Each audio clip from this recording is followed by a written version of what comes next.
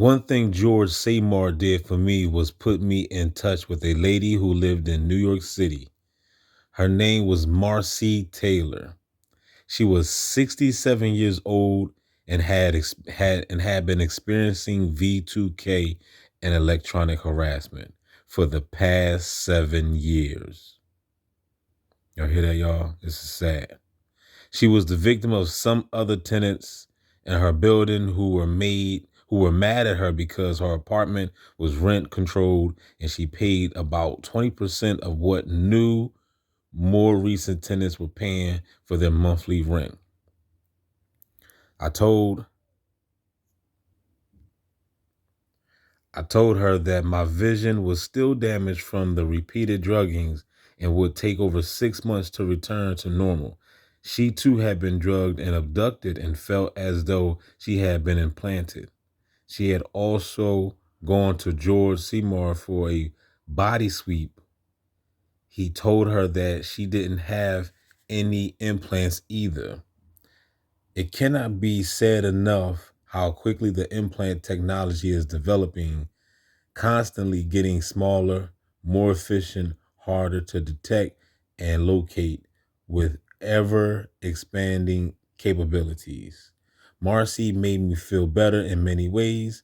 It was nice to be able to speak with someone who not only understood what I was talking about, but who was a victim as well. She said that over the years, she had heard many different stories, but none more unusual than mine. Marcy said that many was by far the weirdest story she have ever heard. And y'all already know how that is. You know, this program is fucking crazy. Marcy put me in contact with another victim, uh, Sagatar, 33 years old, who lived in Spain, Madrid, Spain. I began emailing SAG on a regular basis, trying to figure out how we would get out from this terrible situation. SAG had studied electronics and had a background in science.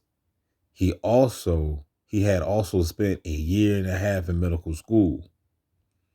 In January 2009, I traveled to Argentina with my parents for a fishing trip. I was harassed and followed, even in South America. A man on the plane kept turning around and staring at me. And while waiting in the lounge before takeoff, he walked right up to me and fake sneezing twice, then gave me an ugly, dirty look. My parents, who sat right next to me, were completely unaware. While visiting a national park, a woman pushed me down from behind and walked right past me without saying a word. Sometimes things happen by coincidence. When these things continue to happen and you can start to anticipate them, this is no longer a mere coincidence. If everything is a coincidence, then coincidences do not exist. SAG and I began using Skype and having long video conference calls, plotting how to escape from our tortured lives. After much independent research, both in libraries and on the internet, I came to the conclusion that we had to have been implanted. I spoke to a very famous victim, Josh Mesa from New York. He had a website that was more extensive than any internet site I'd seen. He sold countermeasure protection from directed energy on his website, special clothing, capes, and jammers for $60. He had a small pendant sized jammer that was to be worn around the neck. It would knock down most of the directed energy, but not all of it. That's a good idea, y'all. I thought about getting me a little jammer. I know they said they're illegal too. And now you know why they're illegal. I guess having a jammer is like having a pistol, huh? A tiny monitor inside the jammer case will spin at a very high rate of speed, which caused interference in the directed energy being beamed at the target. He had pictures on his website which showed scars behind the ears of several victims. These scars were the result of implants which were installed deep in the ear canals. It was done using cosmetic surgery techniques.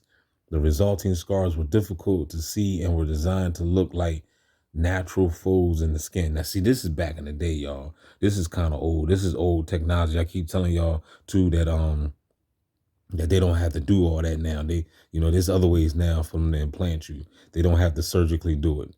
After I ordered my jammer, I called Josh Mesa one afternoon and briefly explained my situation to him. I told him that I've been swept for implants and I thought I was receiving EEG technology or brainwave electronic harassment. He told me that he did not believe in that technology. And most likely I had been implanted. He asked me to have my family or friends look behind my ears for scars. He said most likely I will find scars exactly like the ones that he had posted on his website.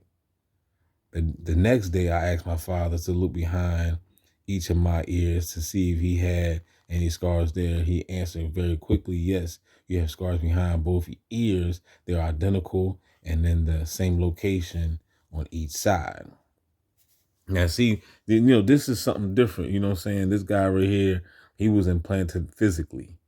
But I know with with us, with the new TIs out here today, and you haven't had any type of surgery or nothing like that, and you just woke up on broadcast, you have been implanted by satellite. You know what I'm saying? Signals, that's why they keep the bots around you with them damn cell phones. Because somehow, some way, they can implant you with the cell phones, they can implant the signal from the cell phone. It goes right in your head and into your body. And that's how they get that technology inside you. And that's how they can create pains and stuff like that. The bots is right now, listen to me right now. Fuck you, bots. That's why you're going to die too. Y'all going to die. All you sucking son of a bitches going to die. Fuck you, fuck you, fuck you. Let me tell you something, Mean Gene. This is the Hawk Maniac right now, man. And I'm here to tell you what you gotta do when them stalkers come for you.